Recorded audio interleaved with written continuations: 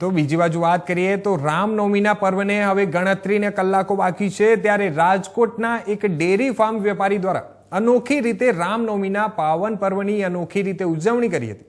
અને ભગવાન શ્રી રામ હિન્દુ સમાજના આદરણીય દેવતાઓમાંના એક છે અને ભગવાનના વિષ્ણુ 7મા અવતાર તરીકે ઓળખવામાં આવે છે.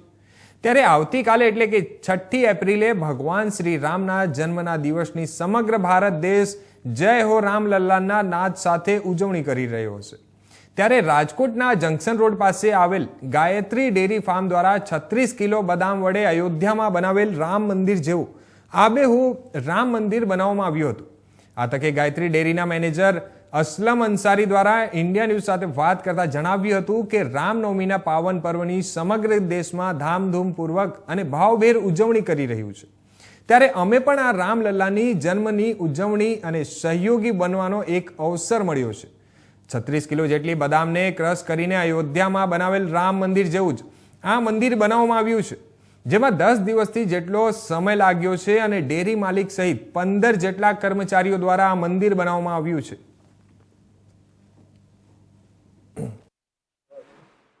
રામનવમીના પાવન પર્વને ગણતરીની કલાકો બાકી છે, ત્યારે રાજકોટના એક ડેરી ફાર્મના વેપારી દ્વારા અનોખી રીતે રામનવમીની ઉજવણી કરવામાં આવી છે. મારી પાછળના દ્રશ્ય જોઈ રહ્યા છો કે આ રાજકોટના જે ડેરી ફાર્મ છે, જંકશન પ્લોટ વિસ્તારમાં આવેલું તેજાભાઈ ડેરી ફાર્મ, ત્યાં એક જે વેપારી છે, તેમના માલિક છે, એમના દ્વારા અનોખી રામ મંદિર રામનવમીની ઉજવણી કરવામાં આવી છે.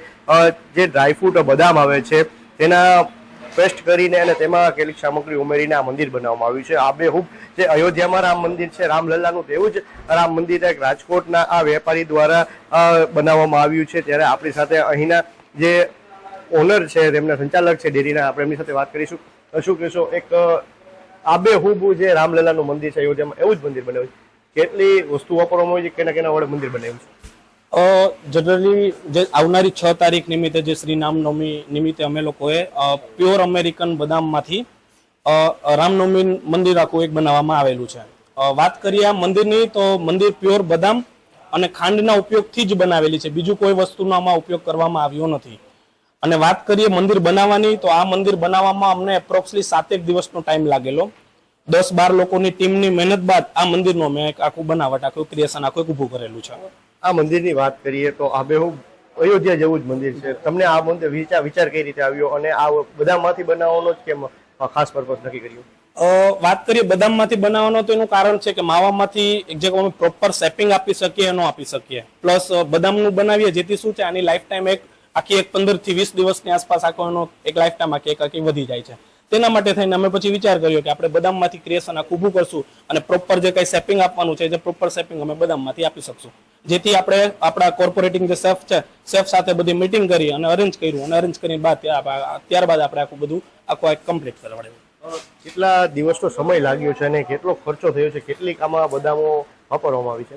વાત કરીએ વજનની, તો 31 થી 32 કિલોની આસપાસ આનું વજન છે આખું. અને વાત કરીએ કોસ્ટિંગની, તો અમે કોઈ કોસ્ટિંગ કાઢેલું છે ને એનું, કેમ કે અમે કોઈ સેલિંગના પર્પઝથી એને બનાવ્યું નથી.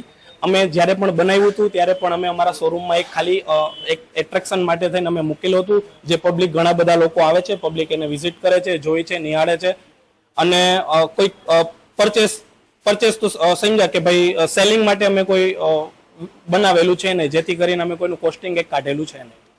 અશરફભાઈ, એક મહત્વની બાબત, તમે મુસ્લિમ સમુદાયમાંથી આવો છો અને છતાં પણ તમે રામલલ્લાને જેટલા અલ્લાહને માનો જેટલા જ રામલલ્લાને માનો છો, શું કહેશો? જનરલી વાત કરું, મારું નામ તો અસલમ છે, હું મુસ્લિમ સમાજમાંથી આવું છું, પણ આની પહેલા પણ ઘણા બધા એવા ક્રિએશન અમે મારા તરફથી પણ એવા ઊભા થયેલા છે, જેથી કરીને અમે શું છે અમારા તરફથી તો બંને ધર્મ એક જ અમે માની છીએ. એટલે એવું કહી શકાય કે હિન્દુ મુસ્લિમ શીખ સભી ભાઈ ભાઈ. યસ, ઓબ્વિયસલી એમાં તો કોઈ કહેવાની કાંઈ છે જ નહીં. બધા લોકો આમ જોવા જઈએ તો બધા લોકો સરખા જ છે. આખરી સવાલ, હવે જે આ રામલલ્લાનું મંદિર બનાવવામાં આવ્યું છે તેને હવે શું કરવામાં આવશે? કારણ કે રામનવમી આવતીકાલે રામનવમી છે, ગણતરીની કલાકો બને, તે બાદ આ મંદિરનું શું કરવામાં આવશે? કાલે રામનવમી છે, કાલે રામનવમી પૂરી થઈ જાય ત્યારબાદ અમે આ રાજકોટના રામ મંદિરમાં અમે આ મંદિર અમે અર્પણ કરવાના છે. આની કોઈ કોસ્ટ કે પૈસા લેવામાં આવશે કે ફ્રી ઓફ? ના, પૈસા કોઈ આપણે સેલિંગના પર્પઝથી બનાવેલું જ નથી, એટલે પૈસાની તો ક્યાંય વાત જ નથી આવતી. આપણે આપણા તરફથી જ એક બનાવેલું હતું અને આ મંદિર આપણે આપણા તરફથી જ એક અર્પણ કરશું કોઈ પણ એક મંદિરમાં.